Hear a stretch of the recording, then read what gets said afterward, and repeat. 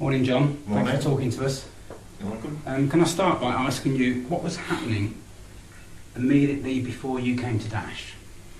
Well, there was quite a bit of falling out and with family members. With my mum, I was living with my mum and my sister, and there's been a few bits of trauma, death of my grandparents, which affected us, and things that were some things that we needed to clear the air with each other, and there was a lot of falling out. I moved back to my mum's after quite some time of being away, and it wasn't ideal. I felt like I was putting on my mum and everything, and there was a lot of arguments and things and so forth, and falling out with other family members also.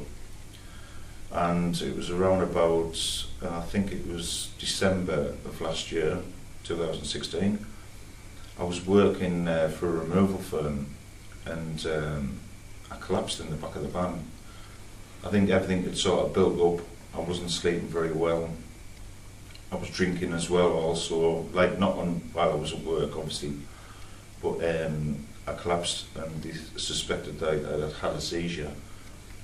But there was my mind had been troubled for a lot of years over things like the breakup of my marriage that affected us, not having access to see my son, and it all built up into this massive sort of thing. And I think that on that particular day they took us to Sunderland Hospital, and I had a CT scan and everything, and they said that my brain was in normal keeping with somebody of my age. So it just because basically I think I'd just run myself into the ground, just work, obviously not sleeping, falling out, and not happy at home. And and then one particular day, I think it was in February, yes, it was late-ish on in February, I'd had a falling out with my mum, and she asked us to leave the property. So I packed all the things into my car, and on that particular day, I just felt like my head just exploded, and just there was that much going on, too much negativity and everything. And I drank about a bottle, and I think I bought a bottle and a half of whiskey, and I decided I was going to take my life. So I drove my car down to a fell region over in Cockfield where I live, the village, and I drove my car into the river. I managed to get out, actually climb on top of the car, and I can't remember much because obviously I was quite inebriated, to be honest with you. But my cousin found me and took me back to her house. The police were trying to get in touch with us on the phone, but I didn't answer the phone at first because I was quite scared, because I thought, because I'd had a drink and driving. But actually they were okay with me, and they came to the house, to my cousin's house, and I said, look, I've been drinking and I've drunk, and they said, look, we're not going to charge you, John, under the circumstances, because you're not in a good place and everything. So it went from there really, and they came back. They did my cousin then, I couldn't go back to my mum's and everything, and I was just sleeping on my cousin's on couch for a couple of nights, but no, I couldn't stay there because things were all family men. She had grandchildren that she was taking care of. So my cousin actually got in touch, went online and got the contact number for Crisis, and then we went on from there, and Crisis put us in touch with Dash, with yourself. So I made a phone call, arranged an appointment with Mr. John Green, who is my support worker, and had an initial interview for, I think it was about an hour's chat over at Harry Mayer's house, which is where I now reside, and everything went well, and John said, "Oh, you've been accepted," which was absolutely over the moon.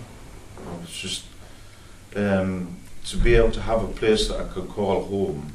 It's quite, and also the safety of Dash, because it's you feel very safe, you feel very secure there, and I've never had that for a lot of years.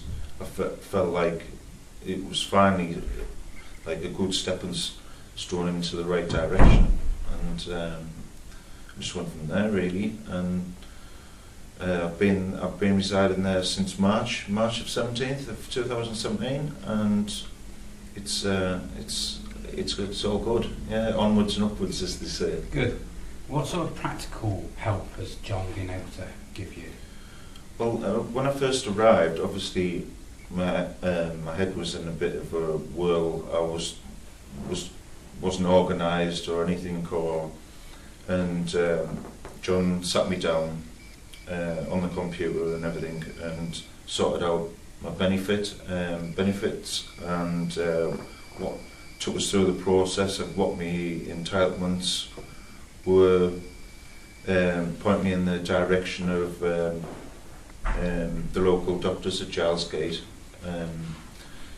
also counselling and so forth, which went to the doctors.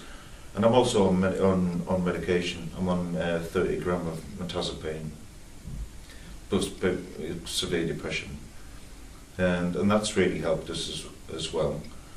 And John's he's always been there for me. He's really been, like, everything I've asked of him. He's been constant, like, support for us, and he's really good, really good. Great. Tell us about the volunteering work that you're doing. Well, yes.